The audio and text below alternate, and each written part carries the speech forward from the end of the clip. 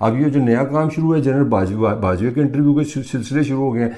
पहले तो जो जर्नलिस्ट हैं वो जनाब पूरा एक मुकाबला करते हैं कि जनाब मैं सबसे ज़्यादा जनरल बाजवा के करीब हूँ, मेरा सबसे ज़्यादा तल्लुक है। मान लिया अभी चलो जर्नलिस्ट वो तो मुझे समझ आती है, मगर ये मुझे समझ नहीं आती कि एक जर्नलिस्ट इंटरव्यू करता है तो एक पहले किस्त आती है, फिर दूसरी किस्त आती है। तो एक दिन जावेद चौधरी साहब कहते हैं जनाब ये उनका इंटरव्यू नहीं है, वो तरदीद कर रहे हैं। मान लिया भी आप भी इतने बड़े जर्नलिस्ट हैं, आपका भी यही काम रह गया। इसी तरह कामरान शाही साहब ट्वीट फरमा रहे हैं कि जनाब ये जनरल बाजवा का इंटरव्यू नहीं है, वो है नहीं। आपकी क्या कैपेसिटी है? Are you a spokesperson? आप एक जर्नलिस्ट हैं, आपकी एक इंडिपेंडेंट डेफिनेशन है। आप किस तरह ये कर सकते हैं कि आप किसी की वजाहत करें?